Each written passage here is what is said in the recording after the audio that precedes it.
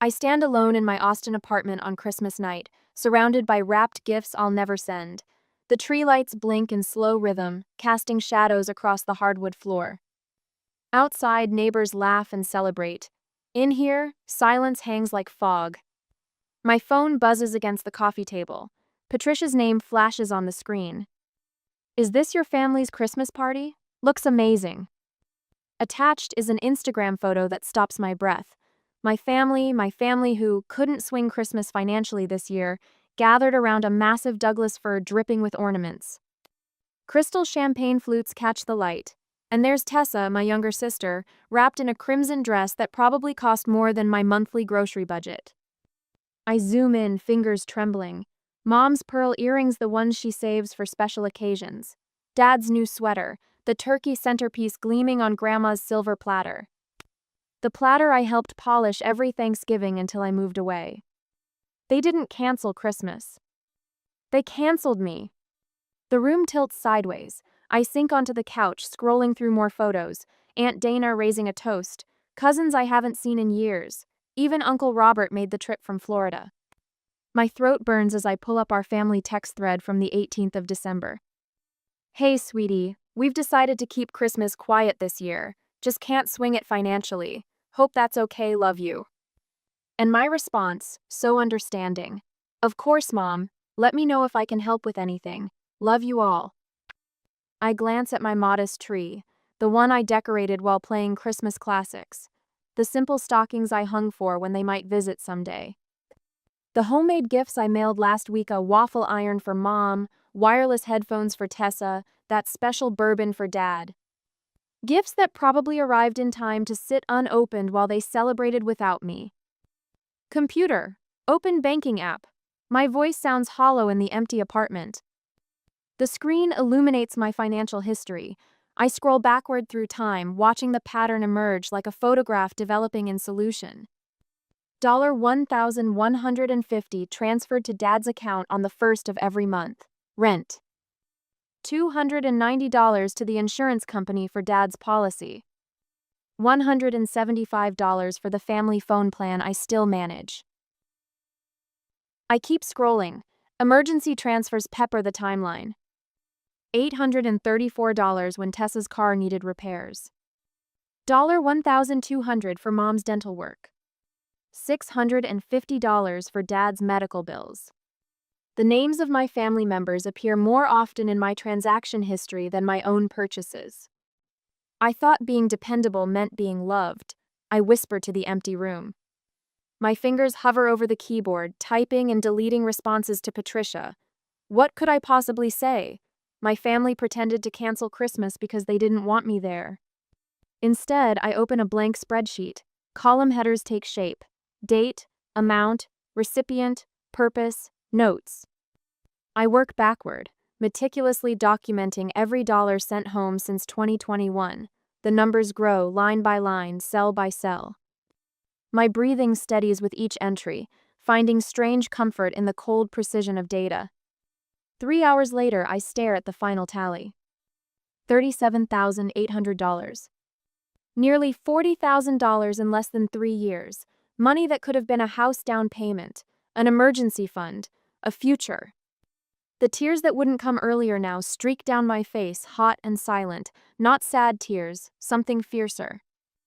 My phone buzzes again, Dad this time. Briar, honey, hope you're having a good Christmas. Quick question, can you send next month's rent early? By the 28th if possible? Unexpected expenses came up. No mention of their gathering, no explanation, just another request. I look at the spreadsheet, then back at the message.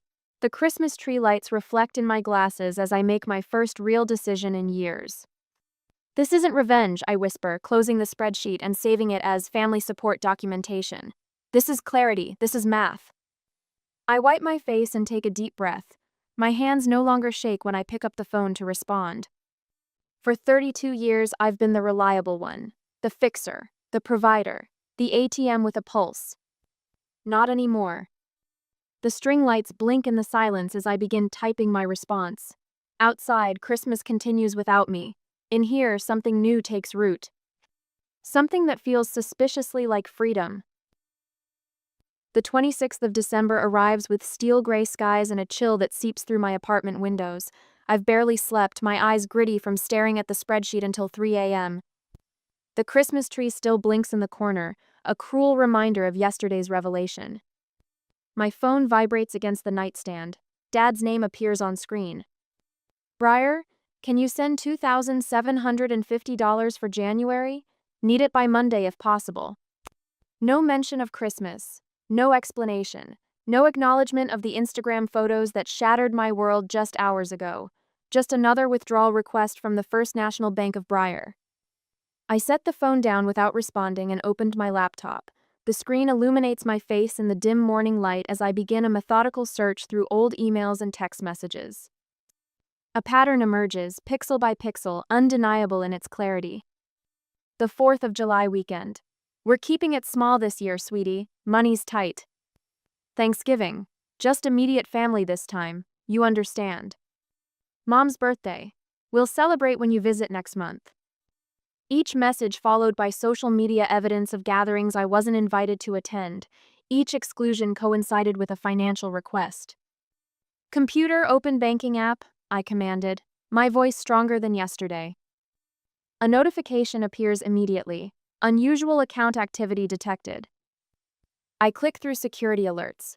Multiple login attempts from an unfamiliar device. An iPad, still connected to my parents' home Wi-Fi. The iPad I gave Tessa 2 Christmases ago. For schoolwork, she'd insisted. My stomach twists into a knot. Not only have they been lying about family events, they've been monitoring my finances, tracking my salary increases, calculating exactly how much they could extract. I dig deeper, following digital breadcrumbs across platforms. My sister's TikTok account reveals a video from September.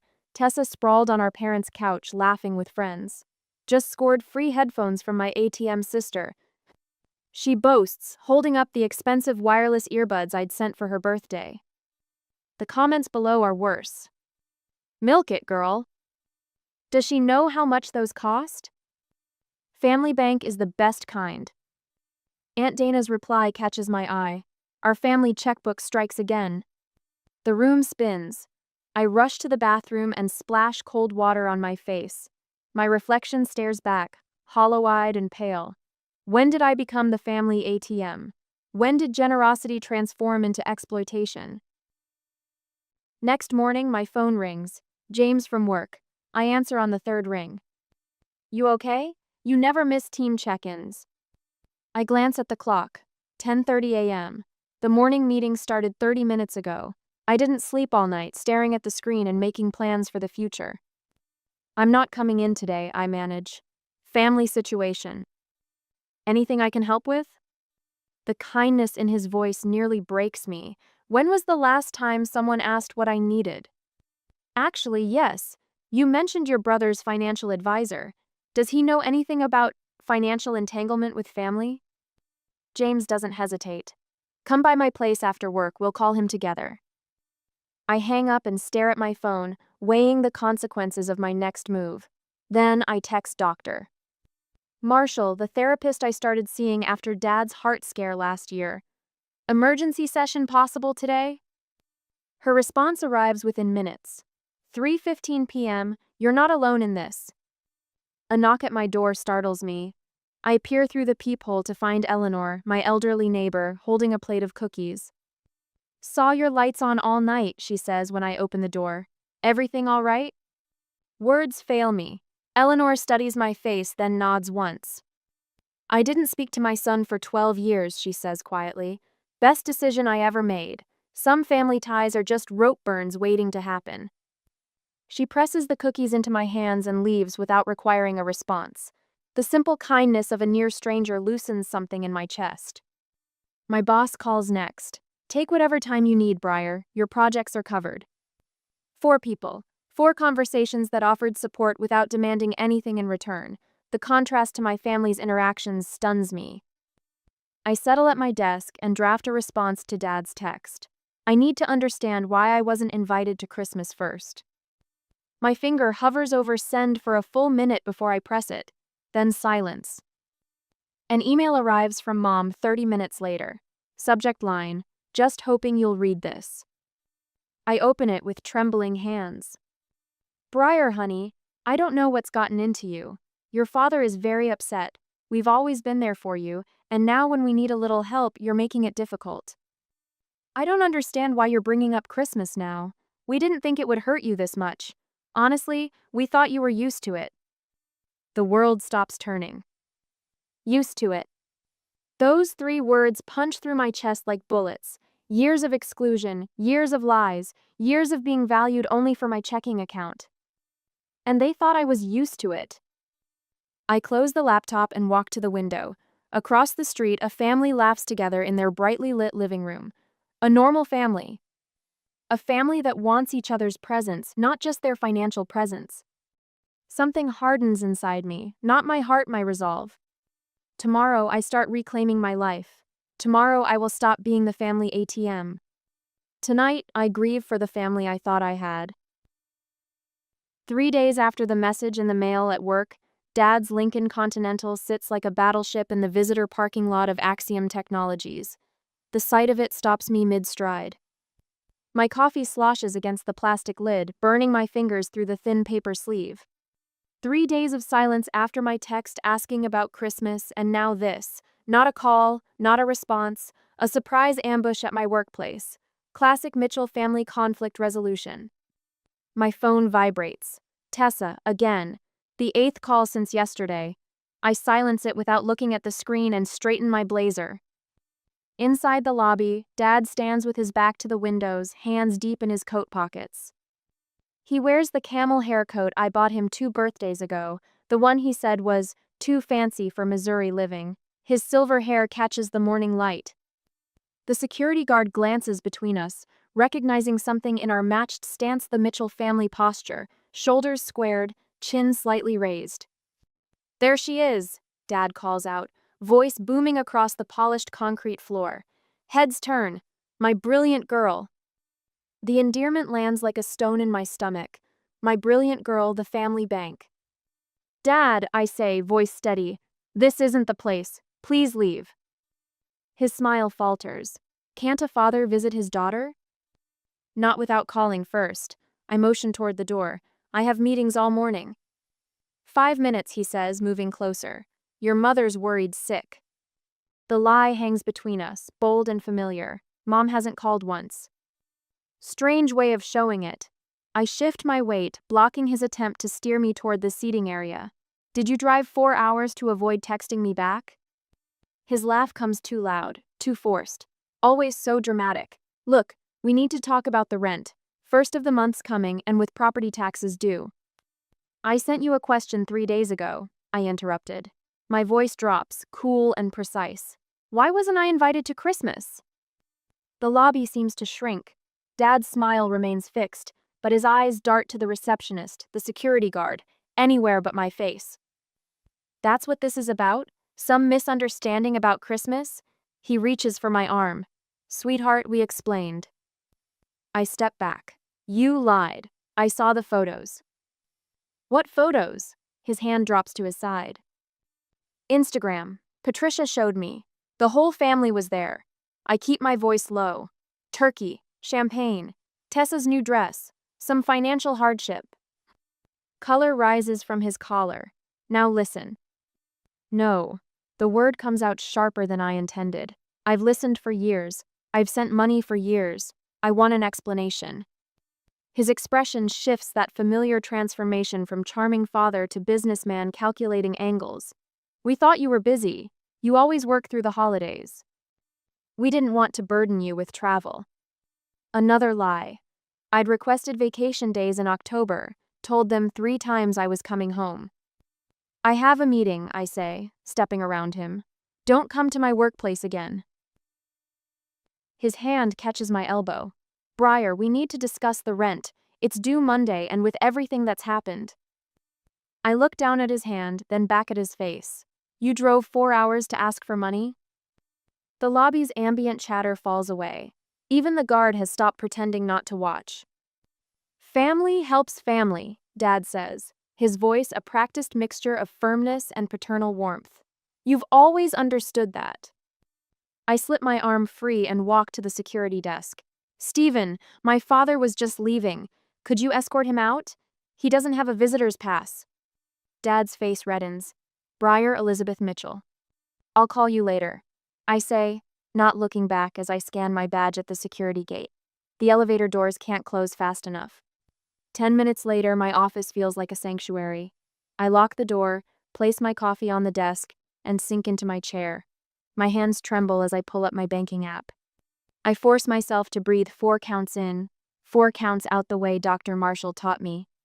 The family financial obligations stare back from my screen like accusations. Dad's rent, $1,150. Auto payment scheduled for the 1st. Family phone plan, $175, due the 7th. Insurance policies, $290, automatic draft on the 15th. Credit card in my name, used by Tessa, $432 current balance. My mouse hovers over each item.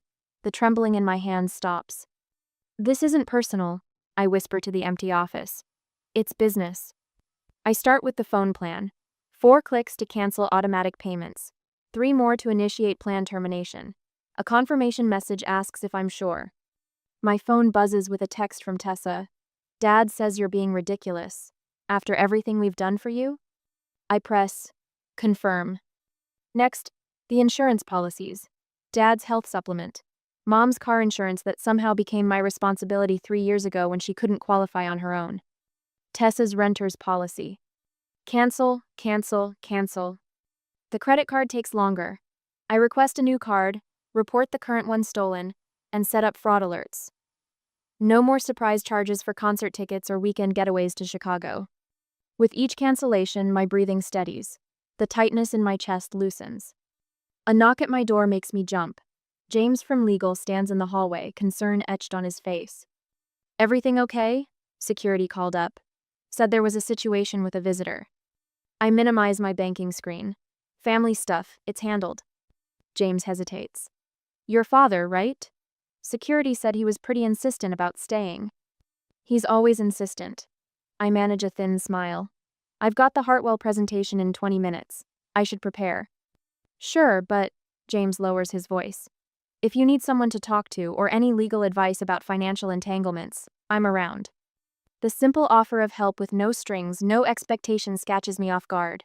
When was the last time someone offered me support without wanting something in return? Thanks, James. I swallow hard. I might take you up on that.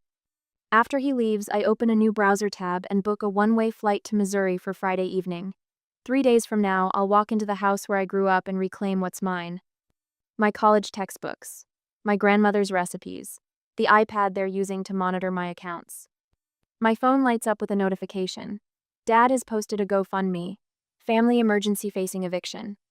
The description mentions his devoted daughter Sohn struggling with mental health issues, the other selfishly withholding support in their time of need. My name is spelled correctly, so is my employer. I screenshot it, email it to myself, and add it to my growing documentation folder. Then I search for moving companies in Denver, where our company's expanding its operations. I've spent my life being reliable, dependable Briar, family first Briar. Now I'm becoming something else, free. A month later, the late January sun slants through my Denver apartment windows. Boxes line the walls, half unpacked.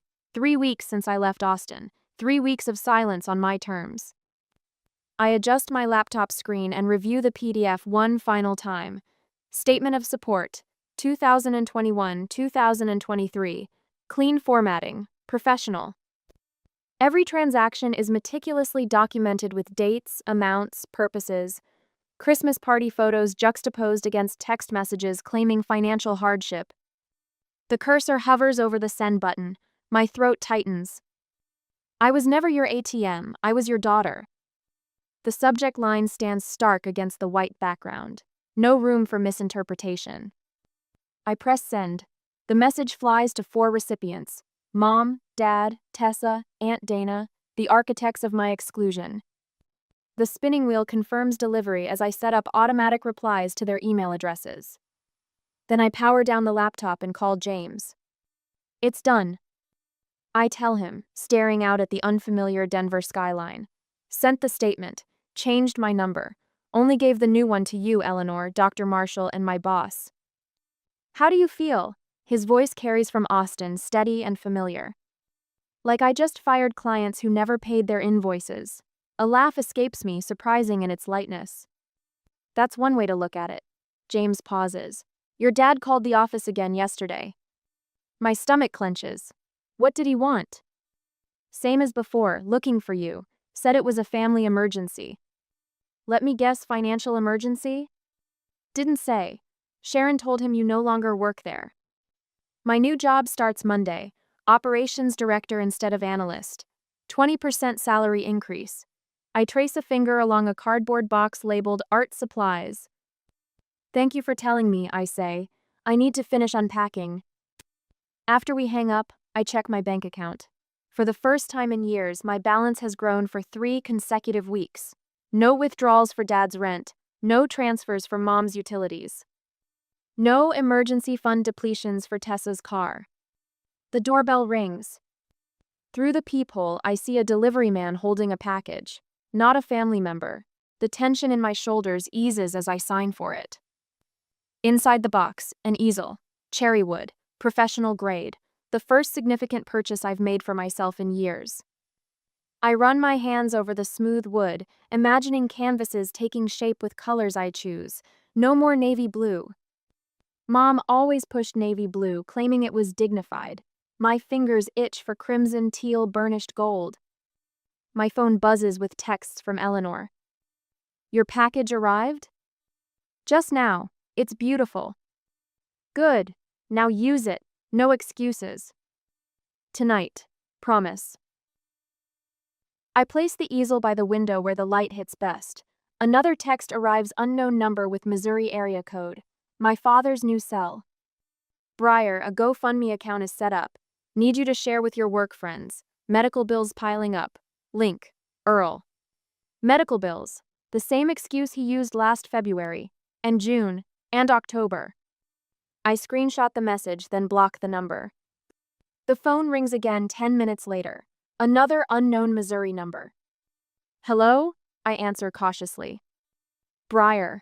Mom's voice trembles. Why would you do this? That PDF people are asking questions. Your father can't show his face at church. My gaze falls on the easel. People should ask questions. We're your family. Family doesn't exclude family from Christmas while taking their money. We made one mistake. 48. The number comes automatically. 48 separate financial requests in 24 months, plus monthly support. While telling me you couldn't afford Christmas. Your father has problems. Not my problems anymore. Silence fills the line. Then, so you'll punish us all, even me, after everything I've done for you? The familiar twist in my chest, guilt, obligation rises, then fades. I've memorized this pattern, tracked it like deposits and withdrawals. What exactly have you done for me, Mom? She sputters. I raised you. I made sacrifices. Name one from the past 5 years. The silence stretches longer this time. That's what I thought, I say quietly. Goodbye, Mom. I hang up and block her number too. The afternoon light shifts as I unpack books onto shelves. American classics mixed with art technique guides. A notebook falls out, gift lists from Christmases past. Years of carefully selected presents that matched requested hints. The waffle iron, the headphones, the bourbon. My phone chimes with email notifications. Tessa's subject line, ungrateful bitch. Aunt Dana's, prayer request for troubled Breyer. Dad's, explanation required immediately. The automatic replies have gone out. Your email has been received. No response will be forthcoming. Further communications will be archived unread. My fingers don't shake anymore when these messages arrive. Eleanor calls as I'm assembling the easel. Tessa's posting about you on Instagram, she warns. Something about ungrateful siblings who abandon their family. Let her. I tighten a bolt on the easel. How many likes? 3, and 2 are from your parents. I snort. Impressive reach. Her profile went private after I commented asking about the Christmas party. A bubble of laughter rises. You didn't. I absolutely did. Listen, James says your dad started a GoFundMe. Want me to report it? I consider this. No, let people see it. Let them ask why his adult daughter isn't helping anymore. After hanging up, I checked my savings account, the new one, opened in Denver, separate from any accounts my family might know about, the one that will fund my solo trip to Europe next spring. Paris, Florence, Madrid, cities with museums where I'll stand before masterpieces and remember that creation comes after destruction. The doorbell rings again. This time, it's flowers. Vibrant tulips from my new team in Denver. Looking forward to Monday, the card reads. I arrange them on my kitchen counter, opposite the empty space where family photos once stood.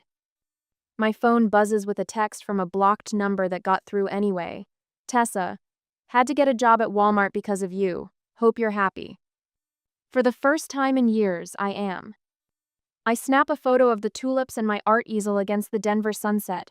My thumb hovers over the Instagram share button. Not yet. This victory is private, mine alone. Instead, I open a blank canvas, select a brush, and mix the first color. Not navy blue. 3 weeks later, I stand at my kitchen island in Denver, running my fingers along the certified mail envelope. The Missouri return address burns into my vision like a brand.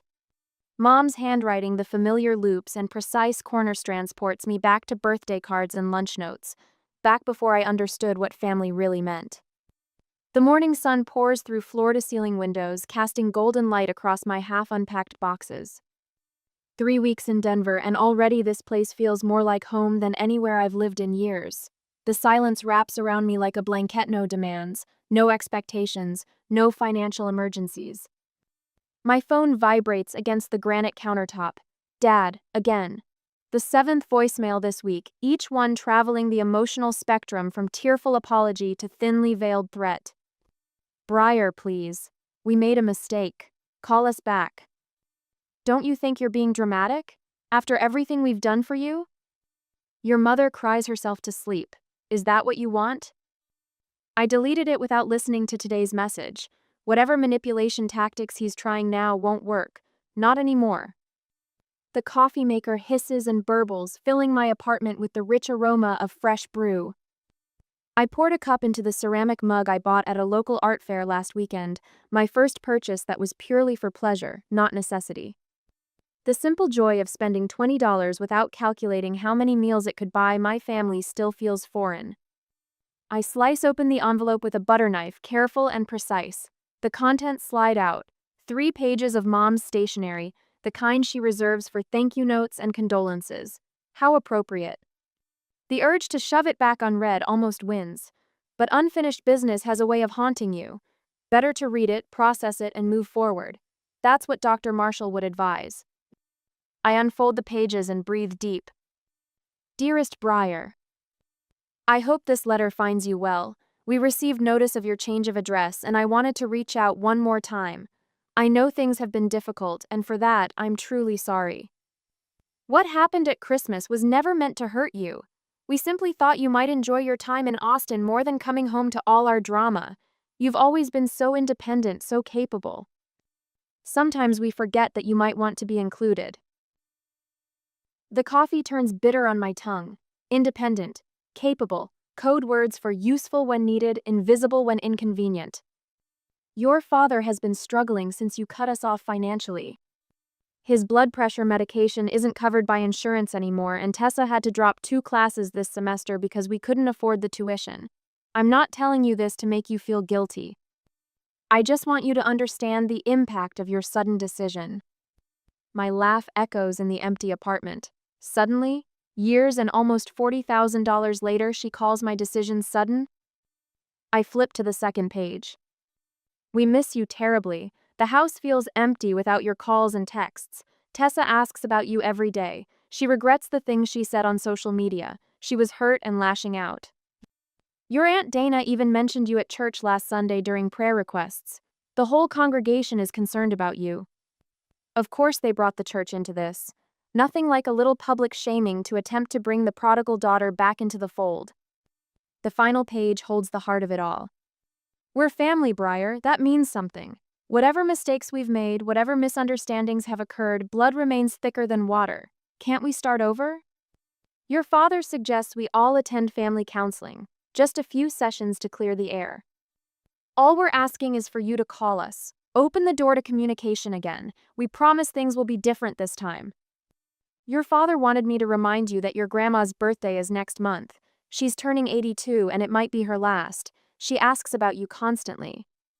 Please don't let pride keep you from the people who love you most in this world. With all my heart. Mom. P.S. I've enclosed a check for $200. It's not much, but it's a start toward paying you back. We know we can never repay everything, but we want to try. I turn the envelope upside down. No check falls out. The familiar rage builds in my chest, hot and cleansing. Not because they're still lying, I expected that, but because they still think I'm stupid enough to believe them. I walk to my laptop on the coffee table, open my email, and start a new message. I attach the PDF I created weeks ago, all 37 pages of financial records, screenshots, and evidence of their manipulation. The file I titled Statement of Support, 2021-2023, in professional impersonal lettering. 2. FamilyMitchell@gmail.com. CC, TessaMitchell@gmail.com, DanaWilliams@gmail.com. Subject, Terms of Future Contact. I add a single paragraph. I received your letter. There was no check enclosed. I'm not surprised. Attached is the documentation of our financial relationship over the past 3 years. I've set clear boundaries about what I need from each of you before any contact resumes. 1. Individual therapy for a minimum of 6 months with receipts as proof. 2. A full written accounting of every lie you've told me. And 3. No financial requests for a period of 5 years. You have 30 days to acknowledge these terms. After that, this email address will be deactivated. I press send before I can reconsider, before the old guilt can resurface. The whoosh of the email departing feels like chains breaking. My phone buzzes again almost immediately. Unknown Missouri number. Not Dad's cell. Not Mom's. Possibly Tessa using a friend's phone to bypass my blocks. I stare at the screen, finger hovering over the answer button. Years ago, I would have answered instantly, heart racing with anxiety about what new crisis awaited me. The phone continues to vibrate against my palm. Answer or let it go to voicemail. The choice is entirely mine. A year later, the smell of pine and cinnamon filled my Denver apartment, so different from the hollow silence of last Christmas. I adjusted the handmade wreath on my door crafted during a workshop at the local art center and surveyed the space I'd claimed as mine. No longer the sparse refuge I'd escaped to, my living room bloomed with color. Teal throw pillows brightened the cream sofa. A massive canvas dominated one wall, my first completed painting since college, a landscape of Rocky Mountains at sunrise. 3 more leaned against the dining area wall, tagged for tomorrow's gallery showing. Need help with anything else? James called from the kitchen, the sleeves of his flannel shirt pushed up as he arranged a cheese board. Just grab that box of ornaments, I answered, pointing to the collection I'd started in July, each one selected because it sparked joy, not obligation. My phone buzzed on the coffee table. I glanced at the screen, tensing from old habits, then relaxing. Just a text from Eleanor wishing me luck with tonight's dinner party. 1 year, 12 months since I'd made the hardest and best decision of my life. I pulled a worn journal from the bookshelf and flipped through the milestones. February 1st therapy session without crying. April promotion to senior analyst. May solo trip to the Italian coast. October submitted paintings to a local gallery. December 1st Christmas hosting friends. The doorbell chimed, sending Jasper, my recently adopted corgi, into a spinning frenzy of excitement. Easy, buddy. I scratched behind his ears. These are friends, not threats. I opened the door to Margot, my art instructor, holding a bottle of Cabernet and wearing a hand-knit scarf in brilliant orange. First one here, she announced, stepping inside and hugging me tight. The place looks amazing. Thanks for coming. My voice no longer cracked when accepting kindness. The apartment filled quickly, coworkers from my Denver office, neighbors from down the hall, fellow artists from the local studio. Their voices created a tapestry of warmth that wrapped around me. Speech. Marcus called as we gathered around the table laden with dishes everyone had contributed. I stood, wine glass in hand, no trembling fingers this time. Last Christmas, I sat alone in Austin, surrounded by gifts for people who'd excluded me from their lives while taking everything I could give. I paused, letting the truth settle rather than hiding it. Tonight, I'm surrounded by people who want nothing from me except my company. Glasses raised around the table. No one rushed to fill the silence after my words. The turkey wasn't on grandmother's silver platter. The ornaments weren't family heirlooms. The people weren't bound to me by blood. Yet the warmth in the room felt more authentic than anything I'd known in Missouri. Later, after dishes were cleared and guests departed with leftovers, James lingered by the door. "Proud of you, Mitchell," he said, using my last name as he had since our days as co-workers in Austin. "For hosting dinner? For rebuilding," he gestured around the apartment, "for not letting them take everything." After he left, I stood by the window overlooking downtown Denver, where lights sparkled against the dark mountain silhouette. A Missouri number appeared on my phone mom's monthly attempt at contact. I watched it ring, no longer feeling the gravitational pull to answer immediately. Last Christmas, I had lost a family. This Christmas, I found one. And the silence that once felt like punishment now sounded exactly like peace.